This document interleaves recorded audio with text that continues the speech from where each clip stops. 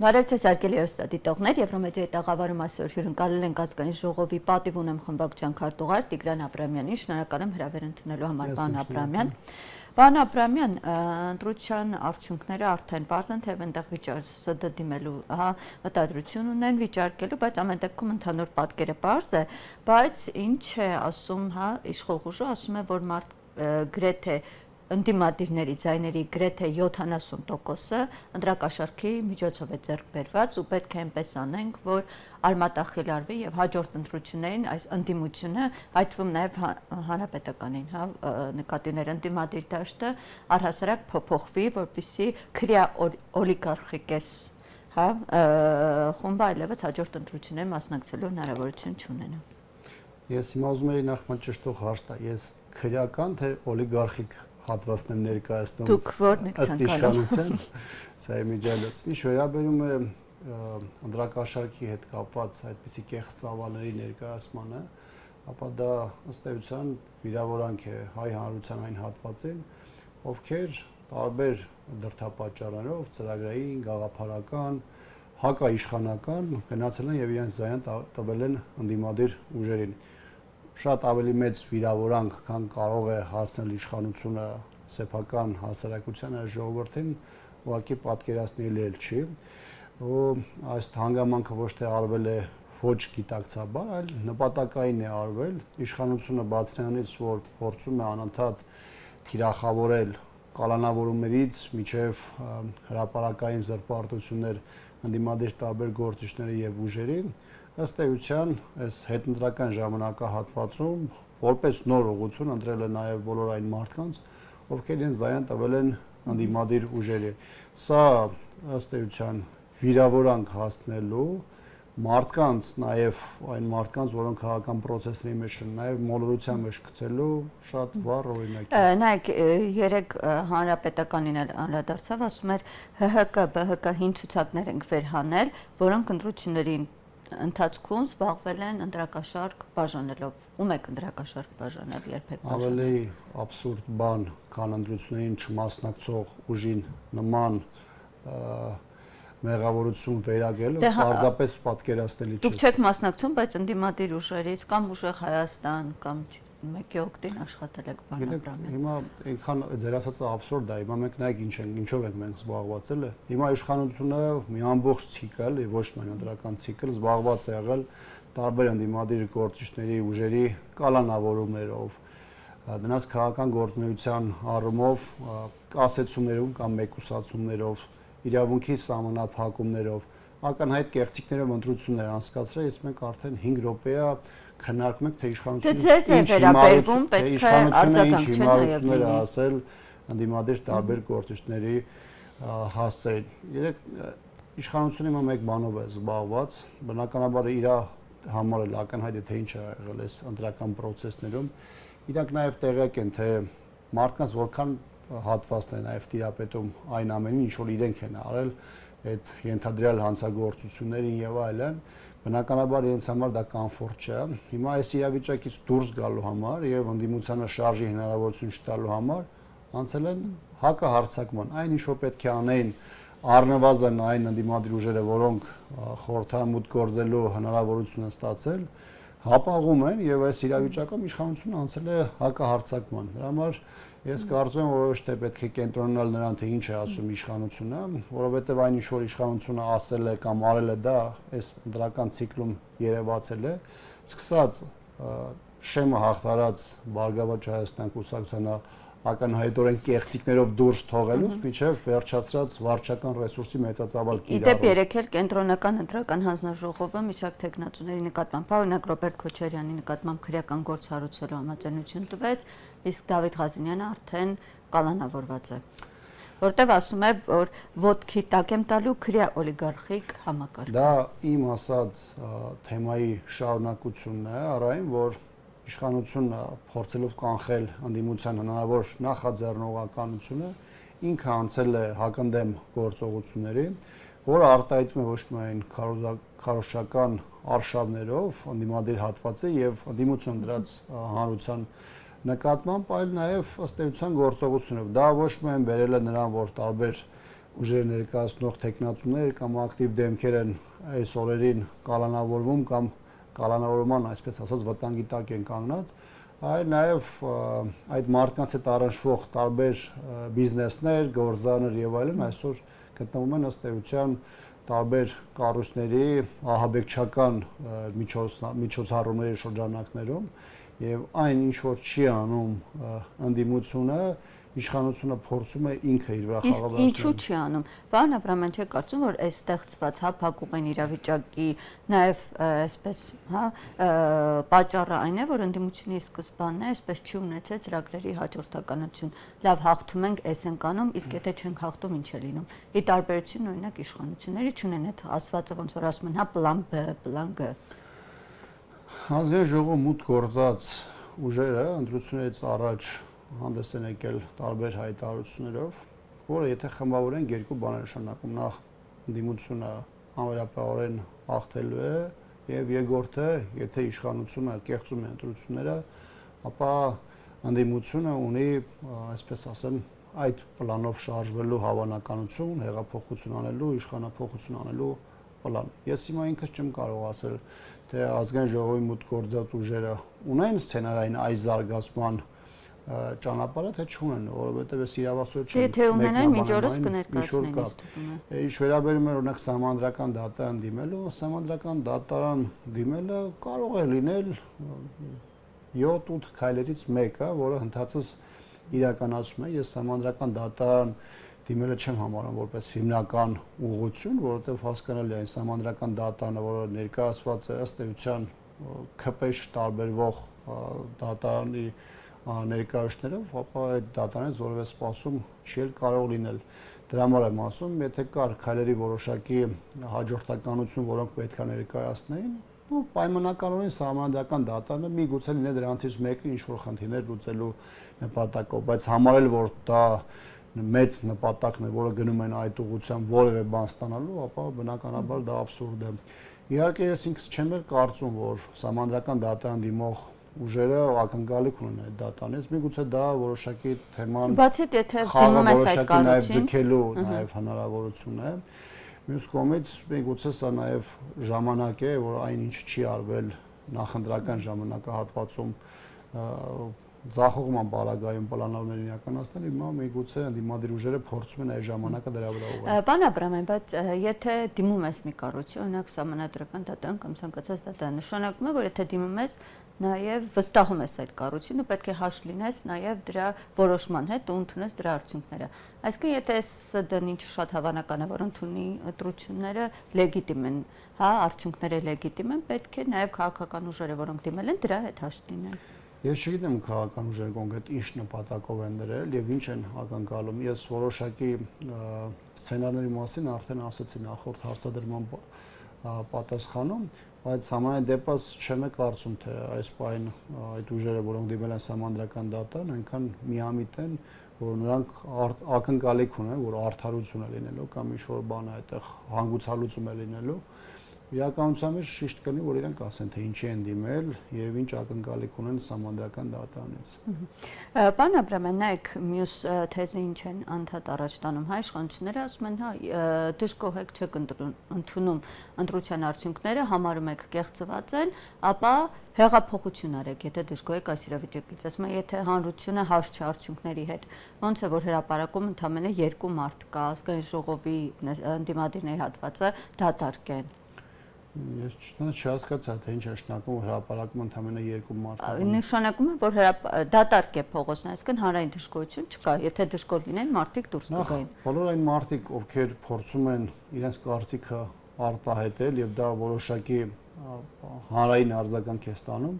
այդ մարդկանց ճակատագիրը նաև տեսնում է հասարակությունը։ Այդ մարդիկ կամ բանտերում են, կամ տարբեր քննչական, դատախազական, դատական համակարգեր։ Բայց եթե ընդունենք, որ եթե համատարած բնույթ դա լիներ, պարոն Աբրամյան, դա որոշակի զսպող, այսպես օղակ կլիներ ու այդքան այդ քայլերին նաև չեն դիմի։ Ամենախայտառակ process-ների պարագայում էլ անհրաժեշտ է, որպեսզի հանրությունը անկալի թե ինչ է տեղի ունեցել իր հետ։ Հիմա մոտեցումները տարբեր են, թե ինչի մենք եկանք հասանք այս կետին, բայց այդ կետին հասնելը հասարակության գոնե եթե վերջնենք նույնիսկ ընդդիմադիր հատվածին, ովքեր իրենց ձայնը տվել են ընդդիմադիր ուժերին, նույնիսկ նրանց համար դա ամբողջական անկարելի չէ, թե ինչ է տեղի ունեցել եւ ինչպես կարելի է շարժվել։ Դրա համար այս իրավիճակում շատ անելիք ունեն ընդդիմության այն ներկայացները, որոնք խորհրդարանական ընտրություններին իրենց մասնակցությունը բերել են, մարդիկ հավատացել են իրենց խոսքին, իրենց անելիքին, ձայն են տվել եւ բնականաբար հիմա այս իրավիճակում նաեւ այդ մարդկանց ոչ միայն պարզաբանելու, այլ նաեւ հետագա քայլերը հայտարարելու անհրաժեշտություն կա։ Ես չեմ ուզում որ մենք այնպես շատ թեթևությամբ սրա վրայով անցնենք եւ ամբռնենք այս իրավիճակը որպես ինչ-որ պարզունակ մեկ քայլանի կոմբինացիա, չէ, ընդդիմադիր ուժերը բավականին բարդ իրավիճակում են։ Բարդ իրավիճակում են, որովհետև նախընտրական փուլում հնչեցրել են հայտարարություններ, նաև խոստումներ, որոնք այս պահին գոնե դրա իրացումը որևէ ձևով չի արձանագրվում։ Հասարակությունը այսօր հիշում է եւ գիտի թե ինչպեսին է ԿՊԱ-ական իշխանությունը, ասում է մի բան, անում է ճիշտ հակառակը,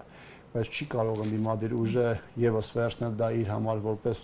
քաղաքական ճանապարհ, այն ակնկալիքով, որ լավ թե պահեր ինչ-որ բան հնչեցեցինք, անցավ առաջ։ Այս պահին ես թեև ամբողջությամբ շատ դեպքերում խոսում եմ խորհրդան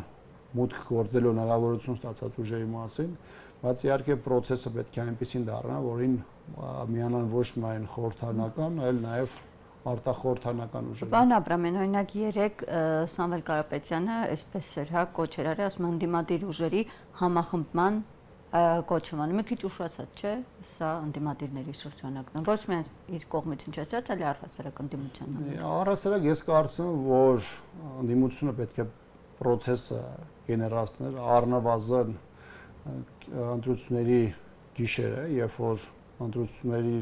այդ քվեաթերթիկների դեռ 10-15%-ն էր հաշվարկված, իսկ Փաշինյանը բրիֆինգ էր անում եւ հայտարարում էր իր հաղթանակի մասին։ Դա այն ահազանգն էր տեսանելի, որ իշխանությունը ցանկացած պարագայում փորձելու է թեման կամ հանգուցալուծումը ներկայացնել որպես իր հաղթանակ եւ դրա ճանապարհին գնալ է բոլոր օրինական եւ ոչ օրինական ճանապարհներով։ Իհարկե 10-11 օր հետո նման հայտարարություն անելը կարող է մարդկանց մոտ մեծաթիվ հարցեր առաջացնել, բայց հիմա էլ շատ բան կախված է նրանից, թե այդ համախմբման տակ ինչ պետքա դրվի։ Եթե մենք խոսում ենք դրա անհրաժեշտության մասին, եթե մենք խոսում ենք դրա տարբեր ուժերի համար գիտակցված դարձնելու մասին, հա, իհարկե բոլորը պետք է հասկանան, որ այս իշխանությանը հեռացնելու համար պետք է մեկտեղվեն բոլոր ջանքերը։ Բայց դեռևս ֆորմատային առումով բարձ չէ, թե դրա տակ ինչ է դրվում, որոնք են գործողությունների պլանը եւ յուրաքանչյուր ուժ սկսած իր հետևում 100 հոգի ունեցող եւ մի քանի հազար մարդ ունեցող ուժերը այդ ընդհանուր process-ի մեջ ինչ դեր եւ նշանակություն են ունենալու։ Այդ process-ը, հա, համախմբման հետաքրքիր է, ոնց եք պատկերացնում, որ ուժերին եք այդտեղ տեսնում։ Օրինակ, չգիտեմ, հանրապետականը հետևելու է։ Անկեղծ ասած, ովքեր հիմա կոչեր են արել, բնականաբար պետքա թեմային նյութ դնեն սեղանին, օրակարգ ստեղծեն, օրակարգի շուրջ գնա քննարկում։ Դե գուցե առաջիկայում։ Միգուցե հիմա դա է ամեն դեպս ենթադրում չեմ կարծում, թե ուղղակի որևէ հայտարարություն է հնչեցվել։ Որ ուժերը պետք է մասնակցեն, այն ուժերը, որոնք ակնհայտ է, որ դիրքավորված են ընդդիմադիր դաշտում։ Նույնիսկ նախընտրական ժամանակահատվածը, հատկապես բանավեճերը, որոնք ներկայացնում են, հստակ ցույց են տալիս, թե ով է։ Կային մարդիկ, որոնց հասարակության մի հատվածը որպես ընդդիմադիր գործիչ էր, օրինակ համարում, այդ բանավեճերի ժամանակ նրանց օգտագործած բառապաշարը եւ նաեւ ուղակի անուղակի պաշտպանություն Նիկոլ Փաշինյանի հանդես գալը հասարակության մի մեծ հատվածի համար հստակ էին դարձնում, թե ով է։ Հիմա գիտեք, մարդիկ կան Նիկոլ Փաշինյանի քաղաքական գծի կրողն են եղել երկար ժամանակ, ոչ միայն դրա կրողն են եղել քաղաքական պաշտոն են զբաղեցրել, այլ նաեւ պաշտպանել են այդ մոտեցումը։ Հիմա երբ որ այդ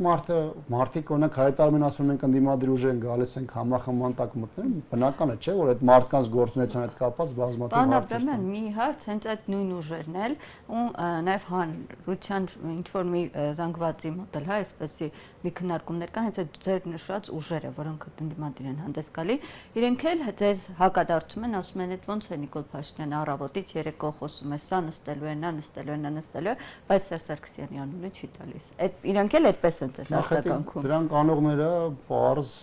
հասարակ ընդգծված նիկոլական զանգվածներ են,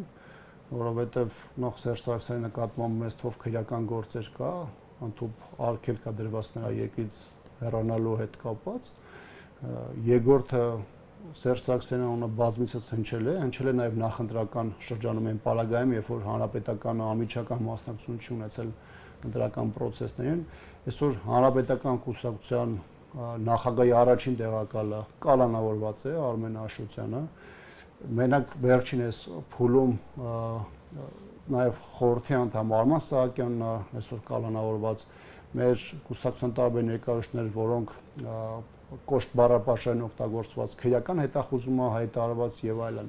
Գիտեք, հասկանալի է, որ նույն արբանյակ ուժերը, որոնք հանդես են գալիս Նիկոլ Փաշինյանի ծտյալ աջակիցների շրջանակներում, բնականաբար պետք է թիրախավորեն բոլոր այն ուժերին, որոնք դաշտում խնդիր են ստեղծում Նիկոլ Փաշինյանի համար։ Եվ ես կատարյալ ապուշություն եմ համարում այն հանգամանքը, որ որևէ մեկը կարող է համարել, որ այս հարվածների ճնշումները հանրապետականի որևէ ձևով շրջանցում են եւ քարոզչական մակարդակում եւ բուն հողի վրա, որովհետեւ իմ բերած օրինակները կարծում եմ շատ ավելի պարզորոշ են։ Եվ չկա շաբաթ, երբ որ Սերժ Սարգսյանը որևէ դատական process-ով չի անցնում, ընդ որում դրանք սա լուսաբանվում են եւ այլն, այսինքն որևէ այնպես բան տեղի չի ունենում, որը հասարակությունից թաքուն է կամ հասարակությունը չի նկատում եւ կարելի է մարդկանց պարզապես ֆորացնել։ Մի հարց դատականիստի հետ կապված լրագրողների զրույցում մի հայտարարություն հնչեց 3-րդ ժամկետի հետ կապված, որ այսպես շատ քննարկումների տեղիք տվեց, ասում են, տեսեք, արդարացնում է հերթական անգամ։ Այո, Հայաստանի սահմանադրությունը չունի որևէ սահմանափակում խորհրդանական պարլամենտական երկրի պարագայում քաղաքական ուժերի կամ քաղաքական ուժերի տարբեր դեմքերի որևէ առաջադրման սահմանափակման մասին։ Ավելին ասեմ, այդ խոսակցությունը ընդհանուր առմամբ այդ թեմայով չէր գնում, դա ոնց որ հնդածս լրագրողի հնչեցրած եւ կարճ ռեպլիկի ձևով հնչեցրած հայտարարություն է եղել։ Այսինքն ո՞րն է խնդիրը։ Այսինքն Հայաստանի սահմանադրությունը այսօր որևէ խոչընդոտ ունի մի քաղաքական ուժի ղեկավարի համար առաջին, երկրորդ կամ երրորդ անգամ հաղթանակ թեկուզ ճակերտավոր տանելու պարագայում վարչապետի պաշտոնում առաջադրվելու համար։ Եթե ինչ-որ մարդ գա կասի, որ սահմանադրությունը արգելում է պարլամենտական մեր համակարգի պարագայում Նիկոլ Փաշինյանին հերթական կամ արտահերթ պարագայում երրորդ անգամ առաջադրվելու, թողան ասեն, որ գիտեք իրավական առումով sense խոչընդոտ կա։ Այ խնդիրը հենց տեղ է։ Հիմա գիտեք, մարդիկ, որոնք խոստացել են հաղթանակ, փոխանակ այսօր գան ասեն, թե ինչի՞ այդ հաղթանակը չի ստացվել, իրենք ինչ են անում այդ իշխանափոխության գործընթացը հասնելու ավարտին, եկել են ասում են, այդ տեսնեք Սերժ Սարգսյանը արդարացրեց, արդարացումով սա արեց, եւ որ սահմանադրությունը սա եղավ, նա եղավ, լսեք, դուք գնացել եք, հավաքել եք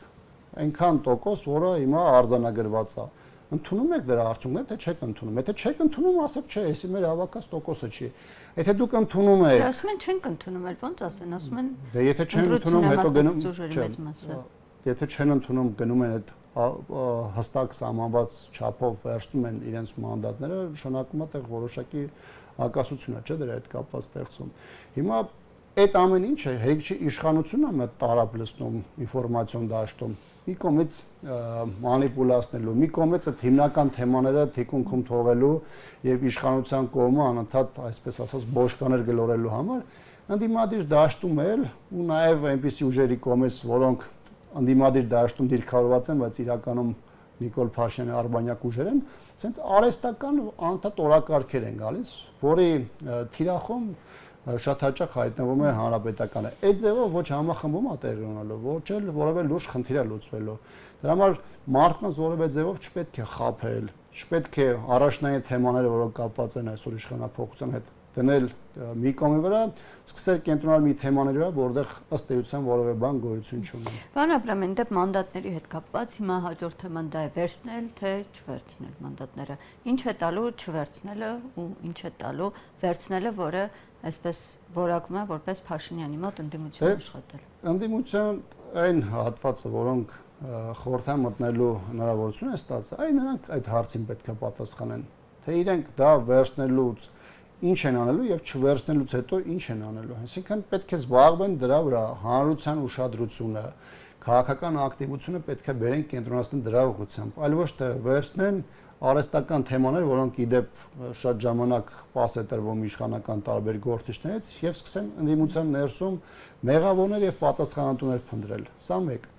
Ինչ վերաբերում է կոնկրետ ձեր հարցադրմանը, ապա երկուսի պարագայում էլ մանդատ վերցնող ուժը տակը պետք է դրվի իր նպատակին հասնելու որոշակի գոնե հիմնարար կետեր։ Թե եթե վերցնում է, ինչի է վերցնում եւ ուր է գնալու, եւ եթե չի վերցնելու, ինչ է անում։ Որովհետեւ եթե դու ասում ես, գիտեք, ես չեմ ընդունում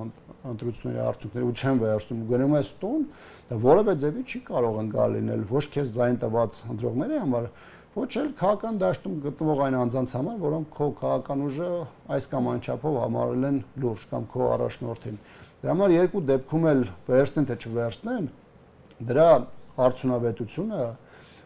կապված է նույնիսկ թե դու դրա տակ ինչ ես դնում։ Պարոն Աբրամյան, բայց այս ընթացքում, այս ողջ ընթացքում այդ նաև այդ քննարկումները դեռ գործող խորհրդանի շուրջ է գնացել, ասում են, որ դուք էլ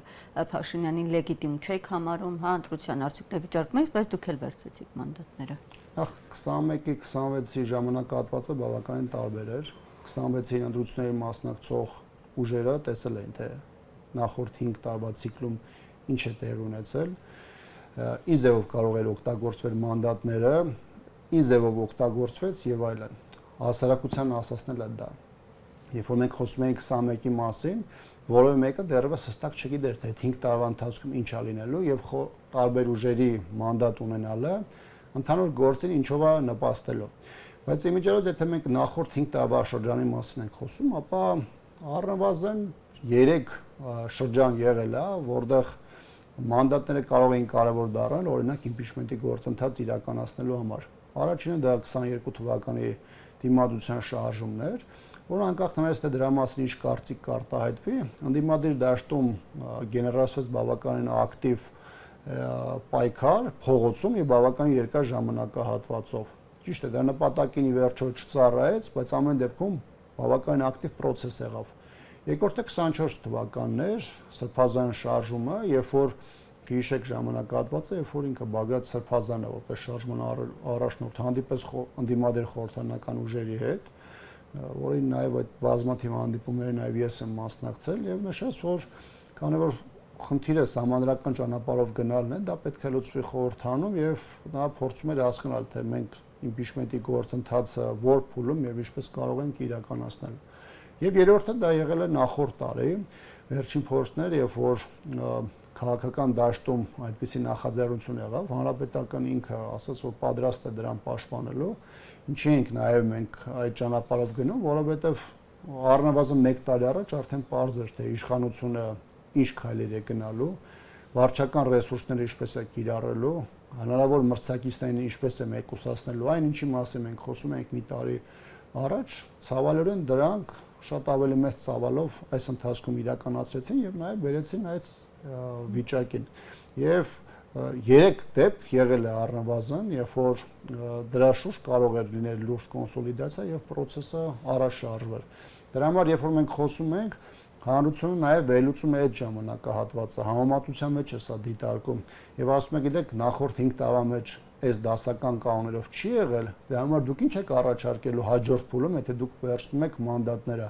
Դրա համար ժամանակային որոշակի նմանություններ միգուցե կարող է լինեն, բայց կան նաև իրադրային փոփոխություններ, որի հետ կապված հստակությունը բնականաբար հանրության համար անհրաժեշտ է։ Պարոն Աբրամյան, նաև մի հարց է ուզում տալ, վերջին շրջանում գրեթե իրար հետևից, հա, համացանցում են հայտնվում դիմադիր հիմնական գործիչների, այսպես տեսանյութերը, որոնք արված են Զվարթնոց օդանավականից խոսքը Գագիկ Ծառուկյանի, Ռոբերտ Քոչարյանի այդ օդանավականից տեսանյութերի մասին է եւ երևում է, որ այնտեղ հենց օդանավականից է վերցված կադրերը, դա հատուկ թույլտվություն է պահանջում ԱԱԾ-ի միջոցով։ Ինչպես է ստացվում, ինչ ընթացակարգով, որ դեպքում է հնարավոր, որ դա հայտնվի իշխանական կայքերում։ Օրինակ Վահագն Ալեքսանյանը ասում էր, որ Զվարթնոց օդանավականը հանրային վայր է եւ այնտեղ կարող է լուսանկարվել։ Որևէ ընթացակարգ գոյություն չունի, շատ ակնհայտ է, որ նյութերը սահմանապահ ծառայությունից են դուրս եկել, դրանք եղել են ծառայողական բնույթի նյութեր, բայց դրանք տրամադրվել են ակնհայտորեն իշխանական լրատվամիջոցներին։ Իշխանությունը պետությունը եւ պետության ողջ կառույցները, անկախ նրանից թե կոնկրետ մարմինները ինչ կարգավիճակ ունեն, ընդունում է որպես սեփական բոստան եւ շարժում է այդ տրամաբանության եւ դրանով է պայմանավորված, որ տարբեր գործիչների մասնակցությամբ տեսանյութերը, որոնք որևէ պարագայում չպետք է հանրայնացվեն, դրանք հայտնվում են իշխանության լրատվամիջոցներում։ Ոչ թե չպետք է հանրայնացվեն, որովհետև այդտեղ ընդդիմադիր գործիչների մասնակցությամբ որևէ այսպես ասած խնդրահարույց բան է տեղի ունեցել կամ ինչ-որ հանցանք է տեղի ունեցել, այլ հարցը այն է, որ իշխանությունը փորձում էր մարդկանց վերագրել մի բան, ինչը գոյություն չունի։ Ակնհայտ է, չէ՞, որ ոչ Գագիկ Ծառուկյանը, ոչ էլ Ռոբերտ Քոչարյանը, ոչ էլ Նարեկ Կարապետյանը, որովհետև կարծում իր հետ կապված էլ դրվագ եղել էր հայ-վրացական սահմանին, որևէ մեկը փախուստի դիմելու որևէ նպատակ չի ունեցել, բայց քանի որ իշխանությանը պետք էր դաշտում հիասթափությունները խորացնել եւ մարդկանց պիտակավորել, օգտագործեցին այդ ծառայողական նշանակության տեսանյութերը, որպեսզի մարդկանց փախնողի, այսպես ասած, պիտակներ կպցնեն։ Սա է ողջ եղելությունը։ Շնորհակալ եմ ձեզ զրույցի համար, պարոն Աբրամյան։ Հարգելի ստատիտողներ, հիշեցնեմ, որ այսօր մեր զրուցակիցը ազգային ժողովի պատիվ ունեմ խմբակցության քարտուղար Տիգրան Աբրամյանն է։ Շնորհակալ եմ եթերին հետևելու համար, կհանդիպենք։